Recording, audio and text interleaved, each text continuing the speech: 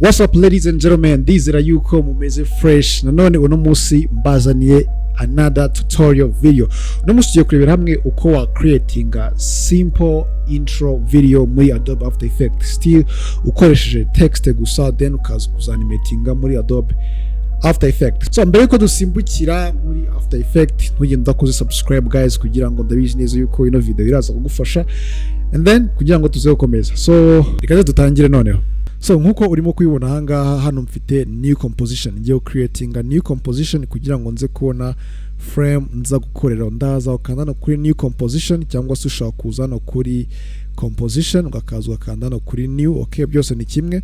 Ahangaha ino composition yanjye ndayita simple intro. Okay, ni urugero.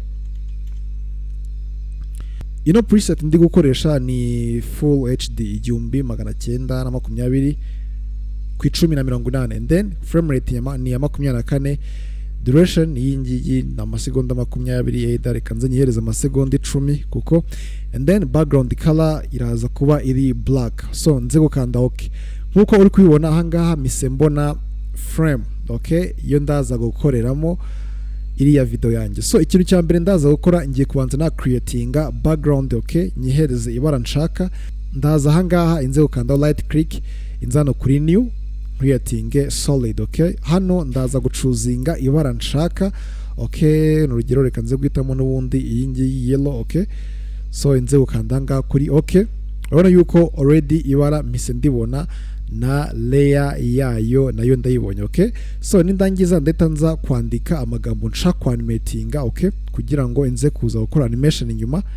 So reka nze kwandika ijambo, ndaza kwandika IK. Okay, IK so iga kweditinga hanga, ndaza kuyiselectinga kugira ngo inze kuyihindurira font. Okay, nshaka. Alright, so reka nze gukoresha iyi font, noneho ndaza no kuyigira nini gutya, nyishyira hano hagati. Yes, gutya ni sawa. And then reka nze kwandika irindi jambo, noneho ndaza kubyandika mu magambo arambuye. Das ni iga kweditinga. Okay, so ahangaho akari binini ndaza gushaka font iraza kubigira bito. Yes, kanze nkoreshe iyi ngiyi nta kibazo, noneho inze kubishyira hano munsi yaho. Yes, ndi gushaka best design kugira ngo bize kuba bisa neza. Okay, gutya. Noneho ndahita nza gucreatinga shape. Hari kiraza kumfasha, ndaza no kuri rectangle tool, inze gucreatinga ino shape ihagaze gutya. Okay, gutya. Yes, noneho nindangiza ngiye kwandika irindi jambo ryanjye rya nyuma ari ryo subscribe, naryo ndaza gukoresha.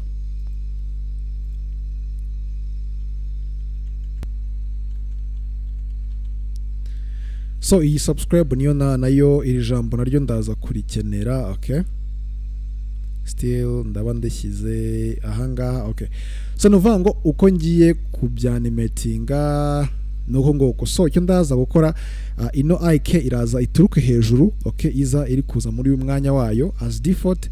Noneho n'iri jambo rya kabiri gakweditinga rize guturuka muri iyi side iri kuza, and then bikimara kuhagera uno murongo urahita ubisiba, and then ukimara kubisiba direct ni nako subscribe iraza kuba irimo kwidisplayinga. So ikintu ndaza gukora rero, ndaza okay, ndaza hano kuri IK. Okay, ino IK niyo ngiye kubanza kweditinga animatinga. Ndaza gukanda P kuri keyboard yanjye ariyo position. Okay, urabona nk'iyi position yaje. So ndaza gusimbuka like a small space, ndaza gusimbuka like a small space. Okay, amasegonda, yes, nk'amasegonda 2. Inze kwadinga keyframe. Ino keyframe ni iri as default aho ino IK iri. Okay, noneho inze kugaruka back forward ahangaha, noneho inze kuyizamura nkoresheje uno mubare. Okay, gutya.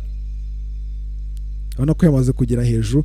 Noneho ninza guplayinga, urabona ireza iri kugwa hasi gutya, ariko mu buryo irimo kuza ntago buri cool. Niyo mpamvu ndaza gusmoothinga zino keyframe, ndaza kuziselectinga gutya, right click kuri zo keyframe assistant easy cyangwa se ushobora gukoresha ino shortcut ya F9 then ndangiza nza hano kuri iyi graph okay graph editor inze kubiselectinga tuno du point tubiri guys making sure yuko uza hano making sure yuko biri kuri edit speed graph okay urabona yuko ngiyewe biriho noneho inze gusmoothinga zino keyframe zanjye gutya okay urabona ko urabona uburyo graph ihise ihinduka ngo ninza guplayinga yes urabona nuko nguko nshaka ko iza kumanuka iri smooth okay nuvuga ngo ino IK ndangije kuanimatinga so cyo ndaza gukora none ngiye kuza kuanimatinga ino igakweditinga okay nayo ndaza iraza guturuka hano muri iyi side iri kuza hano so n'urugero reka nze kwadingaho keyframe iri as default aho ngaha iri ndaza kwanza nkande kuri igakweditinga layer kande P kuri keyboard yanjye for position kandeho add keyframe as default okay noneho inze back forward okay noneho inze iraza guturuka muri uru ruhande aho ndaza gukoresha uno mubare wa mbere ubijyana iburyo n'ibumoso uno wa kabiri ukabijyana hasi no hejuru yego nta kibazo ubwo no ninza guplayinga gutya nayo ukunije ntago biri cool niyo mpamvu keyframe zose ndaza gukoresha ndaza kuzismoothinga nkoresheje buno buryo nkaza nano muri graph editor nkaza kubusmoothinga gutya okay so ubwo ninza guplayinga urabona yes uko bije gutya birasa neza alright okay and then igikurikira noneho ni iki ngiki so ndashaka yuko ino shape ihitiza zino ano magambo akimara kwianimatinga so ndaza gukoresha opacity kugira ngo inze kuyigaragaza ndaza gukanda kuri shape niyo ngezeho inze gufungura ino shape gutya nzana muri transform ningi opacity so ino opacity ndabanza nyishyire kuri 0 kugira ngo nze guhisha ino shape noneho inze kwadingaho keyframe iri kuri 0 okay nimara kuba iri kuri 0 ndeta nza gusimbuka udu frames dukeya noneho inze kuyishyira ku 100 kugira ngo ize kugaragara noneho ninza guplayinga gutya urabona kano gashape gahise kaza kubera ino animation y'ama keyframe abiri nkoze nayo nze kuanimatinga inze kuyasmoothinga muri ubu buryo okay alright so noneho ikimara kugaragara direct guys igiye guhita ijya muri iyi side iri kubisiba so icyo ndaza gukora n'ubundi ndacyari kuri iyi shape okay icyo ndaza gukora ndaza kwadingaho keyframe kuri position okay iyi position noneho ubwo ino keyframe naho iratangirira noneho inze kujumpinga frames nkeya noneho inze kwitwara gutya mu kuza gutya iraza kuba iri kubihanagura yego yes gutya ihita ibihanagura so ndaza n'ubundi nzismoothing nk'ibisanzwe keyframe zose nkoze ndaza kuzismoothing guys okay muri ubu buryo ubwo ninza guplayinga urabona yuko yes irahita ibihanagura so cyo ndaza gukora noneho ndahita nza nigarukire kuri ya magambo yanjye hano kuri IK na igakweditinga reka nze abariho mbanza okay ngaruke ahangaha biraza gutangirira iri kubihanagura noneho ahangaha ngiye gukoresha masking making sure yuko uri kuri IK kuri ijambo rya mbere okay layer uze ahangaha kuri pencil so ngiye kuza guselectinga gutya mere nkaho nselectinze ino IK nyishyiremo hagati okay nimara kuyiselectinga gutya ndahita nza gufungura ino layer yayo ngiyi mask already yaje inze kuyifungura ino mask ngiye gukoresha ino mask path okay inze kwadingaho keyframe n'ubusanzwe okay so cyo ndaza gukora ndahita nza noneho gutwara ino blue line yanjye ndebe aho byarangiriye na ahangaha niho karangiriye noneho inze kwimura ino masking yanjye okay so ninza guplayinga urabona uburyo biraza kugenda ariko ntago biri kugendana neza cyane urabona ko hano inyuma byasigaye so icyo ndaza gukora ubwo ngiye kwitwara frame by frame kugira ngo bize kujyanirana neza cyane okay so ndaza noneho kuzajya ngenda ndi kureba gutya okay urabona ko hano byasiganwe ndahita nza kongera gutya nahangaha already nze ntware ino masking yanjye gutya urabona yuko uko ndi kuyimura keyframes ziri guhita zicreatinga okay nze nyimure gutya okay yes paka birangiye.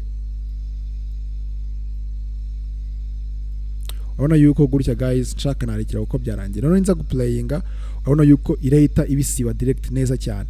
So nuko nguko rero nkoze masking. So nubundi ngiye kuyikora no kuri iri jambo rya igakweditinga. Okay, nubundi ndaza ahangaha bitangiriye, noneho inze kuri iyi layer ya igakweditinga. Okay, nubundi ndahita nza ahangaha kuri iyi pen tool yanjye, naho mere nkaho maskinze ino igakweditinga. Okay, nyishyizemo hagati. Okay, noneho mite nza gufungura ino igakweditinga. Okay, inza hano kuri mask nayo already yagezemo, mfungura ino mask 1, noneho inza hano kuri mask path, noneho nadingeho keyframe naho.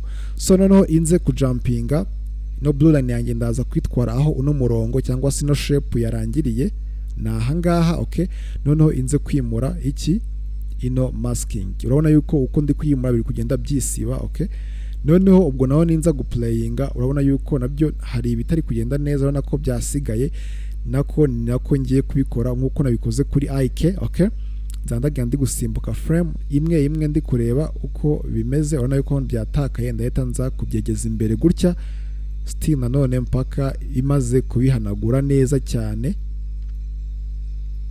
gutya mpaka birangiye byose neza. Okay, gutya byarangiye. None ninza guplayinga urabona yuko iyi si bihanagura neza noneho. So guys, none icyo ngiye gukora urabona yuko ikimara kubihanagura gutya, ndashaka ko imara kubihanagura direct n'ire jambo subscribe riri guhita ry'idisplayinga imere nkaho ihanaguye igakweditinga ariko iri no kwandika subscribe. Okay, ndeta nza hano kuri jambo rya subscribe nze kurishyiramo hano. Okay, hano gutya. None icyo ndaza gukora guys, ngiye kumaskinga ino subscribe, ariko none ndayimaskinga mu buryo buri inverse nkuko nakoze ari amagambo ya mbere. Icyo ndaza gukora rero, ndaza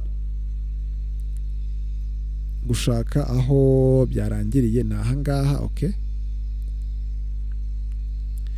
so ndahita nza kuza kumaskinga rino jambo rya subscribe. Okay, ariko ndi maskinga n'umundi nkurikije uko ino shape iraza kubihanagura. Ubona yuko ndimo kugendera ku murongo wayo. Okay, noneho inze kumaskinga gutya. Okay, noneho inze gufungura n'ubundi mask ya subscribe hano kuri mask, mfungura ino mask 1. Okay, inze n'ubundi hano kuri mask path. Okay, noneho ngiye kwitwara as inverse. Ahangaha ubwo niho yarangirije kubisiba kuri ya magambo ya mbere. Noneho inze kwegeza inyuma back forward gutya. Okay, noneho kuri iyi subscribe yanjye inze naho nse nk'ubyegeza inyuma gutya guys. Okay, gutya. None inza guplayinga urabona yuko ihita ibidisplayinga neza cyane, ariko nabwo ndaza kumakinga sure ndi gukoresha ya frame by frame kugira ngo ndebe yuko irimo kubihanagura neza gutya. Okay,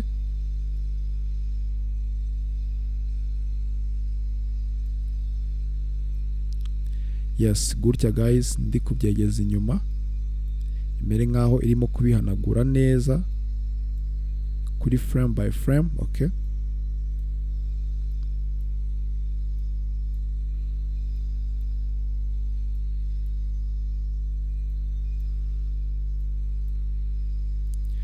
yes. None ninza guplayinga urabona yuko ari ibintu bisa neza cyane. So guys, none ngiye ku animatinga cyangwa se ngiye guplayinga ino animation yose turebe ukuntu imeze. Okay,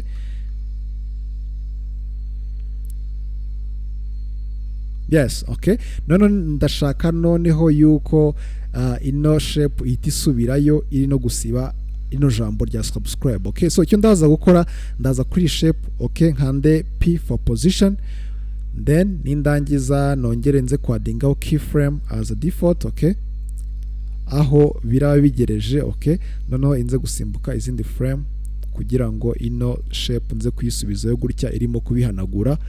Yego.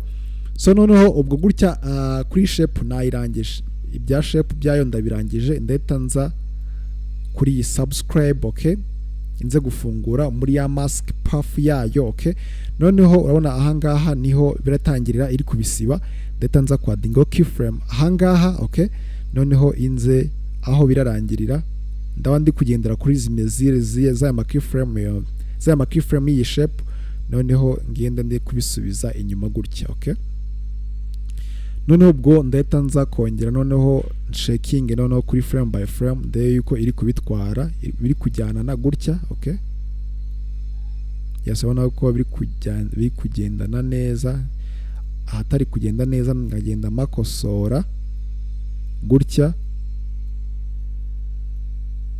Yego,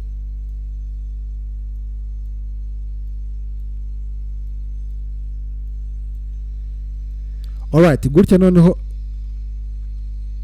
ihise ibisiba. Noneho ngaruke kuri shape yanjye n'ubundi uko yatangira kuza nakoresheje opacity, ni nako ndayisubizayo nakoresheje n'ubundi opacity. So ndaza gufungura kuri opacity ahangaha, inze kwadingaho current time. Okay, keyframe, noneho inze kujumpinga small frames mite mbisubiza kuri 0. Okay, so nuvango animation yanjye irarangiye, ngiye guplayinga ndebe uko bimeze. Okay, urabona guys ni ibintu byiza cyane. Okay, angaka naka animation intro ushobora gukoresha kuri video yawe runaka, urabona yuko bisa neza cyane. Okay, so nuko nguko rero wakora ino intro yawe, urabona ko ni ibintu byoroshye, nta plugin twakoresheje, still ni after effect n'amagambo wiyandikiye. Either ushobora kuba ufite n'amafoto n'ubundi ari PNG cyangwa se JPEG, still yose wakoresha nta kibazo kugira ngo ubashe gukora intro ushaka. Ndakunda cyane rero,